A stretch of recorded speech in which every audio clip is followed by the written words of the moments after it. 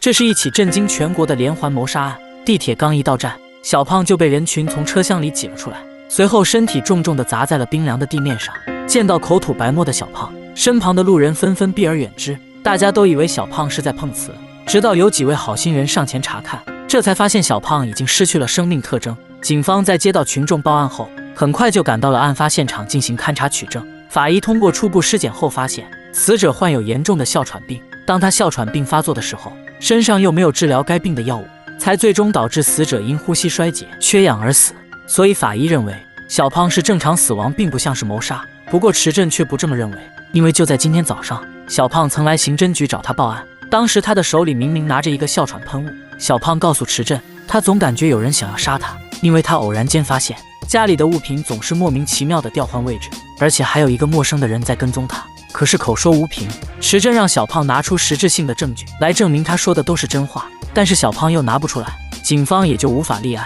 池振为了以防万一，他让小胖留下了联系方式和住址。临走的时候，小胖还特意恳求池振一件事，就是我如果真的要死了，无论死的有多正常，你一定要当凶杀案来立案，好不好？好，先生，你放心，我们是受过专业的训练的，一定会认真对待。可是万万没有想到，小胖在离开警局后，竟然死在了回家的地铁上。让池振想不明白的是，小胖明明带着哮喘喷雾，怎么会死于呼吸衰竭呢？池振在检查尸体的时候，他在小胖的口袋里发现了一张纸条，纸条上留下了一串游戏代码。池振觉得事出反常必有妖，他让手下把小胖的尸体抬回警局，等待进一步的尸检。按照小胖留下的地址，警方来到了小胖的家里展开调查。经过一番搜查之后，池振在抽屉里找到了一份游戏版权合同。原来小胖和自己的3个室友开发了一款名叫《冰火王座》的游戏，后来他们把这款游戏以4000万的价格授权给了迅达公司，而且授权合同今年即将到期。这时池振拿起了这4个人的合照，一旁的小张看到照片之后十分的惊讶。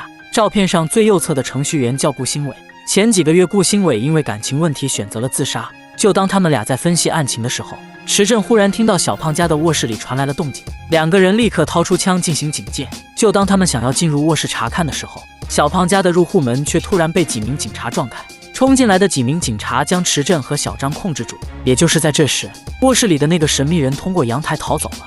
经过身份核实，原来这是一场误会，因为当地警方接到群众报案，说池振他们擅闯民宅，才闹出了刚才的乌龙事件。直觉告诉池振，报警的那个人很可能就是出现在小胖家里的神秘人。他之所以会铤而走险选择报警，很明显是在给自己制造逃跑的机会，所以他向当地警方询问报警人的身份信息，但是当地警方以他们擅闯民宅为借口，拒不提供报警人的身份信息。为此，池振在警局里大闹了一番，最终他遭到了当地警方的扣押。当陆队得知池振被抓以后，他来到当地警局将池振捞了出来。在回刑侦局的路上，陆队又告诉了池振一条惊人的消息，其实照片上的4个人已经死了3个。照片上的那个光头男叫刘浩，几个月前死于肺癌晚期。按照概率事件进行分析，4个相互认识的人不可能同时死了3个，这显然不正常。更何况小胖还提前来刑侦局报过案，即便他们推断是对的，但是在没有拿到充分的证据之前，警方还是无法对这起突发事件进行立案侦查，除非有证据能证明这是一起谋杀。没办法立案，池振只能孤身一人展开调查。现如今4个人当中，只有贺云飞还活着。当初他们每个人分了1000万，只有贺云飞把这笔钱拿出来创业了。接下来的调查就从贺云飞开始。没过多久，池振便来到了贺云飞的公司。他刚刚表明自己的身份，贺云飞的态度就开始强硬了起来。他拒绝跟警方打交道，更不愿意回答池振的任何问题。就连他听到那3位好兄弟离世的消息后，贺云飞也没有任何的情绪波动。池振碰壁之后，也只能无奈地选择离开。就在池振为这个案子发愁之际，陆队突然联系到了他。就在刚刚，贺云飞死在了卫生间里，一家创业公司的老板死在了卫生间里。法医通过尸检后发现，凶手使用匕首自上而下地刺穿了受害人的左心房，引起肺动脉破裂后，才最终导致受害人出血性休克死亡。死者遇害时没有一点防备，可以看出他和凶手应该认识。根据贺云飞的活动轨迹，警方发现贺云飞见的最后一个人正是迅达公司的老总李金祥，他们在一起商讨游戏续约的事情。不过最终2人没有达成统一意见。离开的时候，贺云飞去了一趟洗手间，紧接着李金祥也跟了进去。当李金祥从卫生间出来之后，贺云飞的保镖始终没有等到老板出来。此时保镖有种不祥的预感，当他们冲进洗手间的时候，便发现自己的老板死在了厕所里。所以从目前掌握的情况来看，李金祥存在作案嫌疑，于是陆队就找到了迅达公司的李金祥，想和他当面对质。李金祥毫不避讳地告诉陆队，只要开发这款游戏的4个人都死了，那么他们之间的授权合同就会自动续约，他就能不费吹灰之力拿到这款游戏。如果他们4个人都活着，只要有一个不签约，他就拿不到授权合同。由此，陆队认为李金祥的杀人动机很充分。不过李金祥却说自己就算有充分的杀人动机，那也要拿出足够的证据。他的确是最后一个见到贺云飞的，但是当他离开卫生间之后，贺云飞才死在了卫生间里的，所以贺云飞的死跟他一点关系也没有。与此同时，池振想到了一件事情，当初他去小胖家调查的时候，小胖家的卧室里还躲着一个人，这个人为了脱身，于是他拨通了报警电话，谎称池振他们擅闯民宅，结果池振被当成贼抓了起来，那个报警人也就借机逃走了。信息组通过号码的查询后发现，报警的那个人正是李金祥。不仅如此，池振又查看了小胖死亡时的录像，他发现李金祥竟然也在那趟地铁上。难道李金祥真的是杀害这4个人的凶手？于是他也来到迅达公司，想和李金祥当面对质。原来小胖遇害的时候，李金祥就在小胖的身边，他眼睁睁地看着对方哮喘并发作而死。小胖死了之后，李金祥第一时间来到了小胖的家里寻找游戏授权合同。可就在这时，池振也来到了小胖的家里进行调查。当李金祥听到警方开锁进门的声音，他躲在卧室里无处可跑。当他被发现之后，只能第一时间选择报警，然后再借机通过卧室的阳台逃走。之前小胖曾来刑侦局报过警，说一直有人在跟踪他，看来这个人正是李金祥。虽然没有掌握他杀人的证据，但是仅凭他私闯民宅的这一条，警方有权利将他扣押48小时。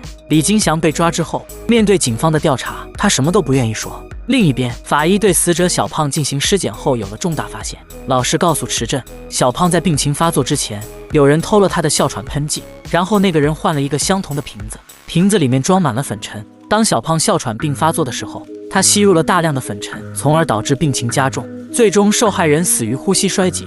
这4名游戏开发者都毕业于东岛大学，陆队既希望能从学校里找到蛛丝马迹，所以下一步的调查就从这所学校开始。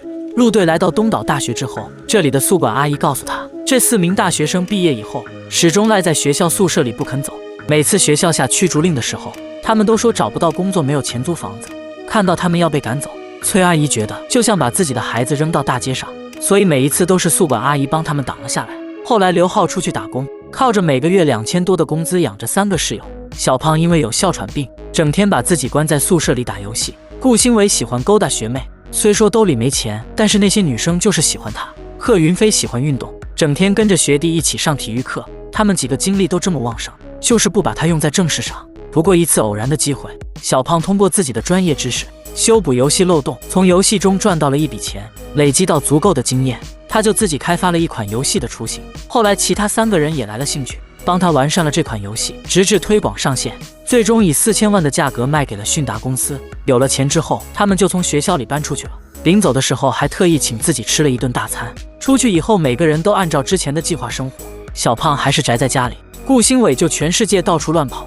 贺云飞开了自己的公司，刘浩去了一家创业公司上班。可自从刘浩得了癌症去世以后，其他3个人也就相继遇害了。陆队想知道顾新伟和刘浩是怎么死的，于是他带着池振来到了顾新伟的家里展开调查。据其妻子描述，3个月前她下班回家，看到丈夫趴在餐桌上，身边还放着一杯红酒。起初她以为丈夫喝醉了，等她洗完澡出来之后，亲戚朋友都给她打来电话，问她老公怎么自杀了。此刻她才意识到问题的严重性，她赶紧跑去查看丈夫，这才发现顾新伟吃了1整瓶的安眠药，自杀之前还发了一条微博。池振则猜测顾新伟100%也是死于他杀，遇害之前凶手用他的手机发了一条厌世的微博，目的就是伪造顾新伟自杀的假象。顾新伟的老婆还告诉警方，在她和丈夫结婚的那天，刘浩来参加了她的婚礼。那时候的刘浩就已经病入膏肓，最多撑不过10天。婚礼结束后不久，几个好兄弟就商量了一下，他们让刘浩带上1000万去澳门把钱输光，在死之前享受一段视金如粪土的生活。刘浩的父母则由他们3个人来照顾。于是刘浩就带着1000万来到了澳门。12天之后，他们得知了刘浩死亡的消息。在5月17号那天，他们将刘浩的骨灰领了回来，按照刘浩的遗愿撒进了大海。这也就是说，剩下的3个人并没有见到刘浩的尸体。陆队听了女人的描述之后，他有了一个大胆的想法，刘浩很可能没有死。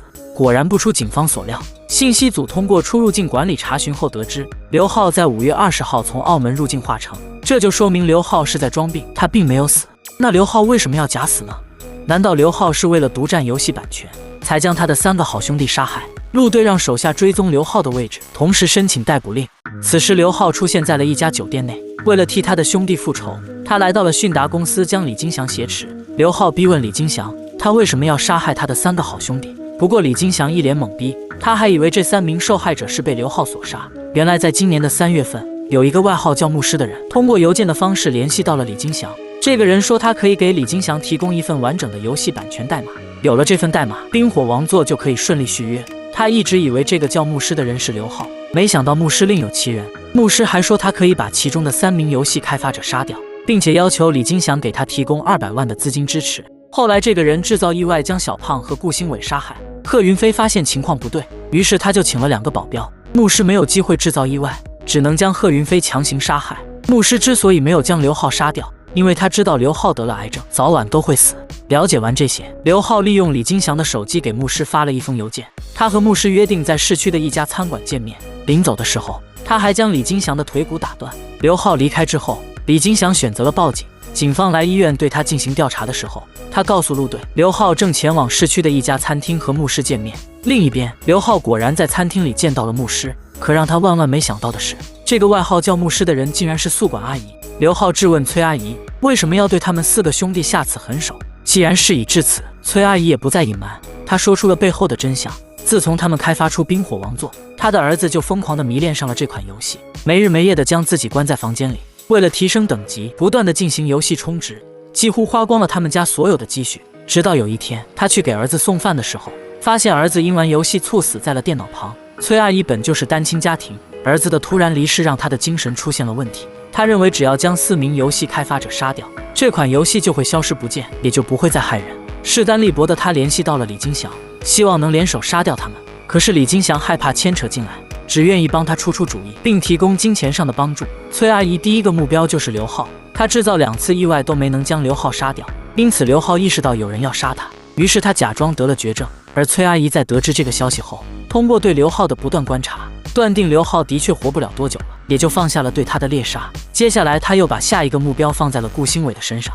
顾新伟婚后不久，崔阿姨以送红包为借口找到了他，哄骗他喝下了含有安眠药的纯净水，同时还以他的名义发了一条自杀的微博，伪装成顾新伟是因为感情问题自杀的假象。没过多久，他又单独约小胖出来吃饭，趁对方上厕所的间隙，他将对方的哮喘喷雾换掉。小胖因吸入大量的粉尘，才最终导致呼吸衰竭而死。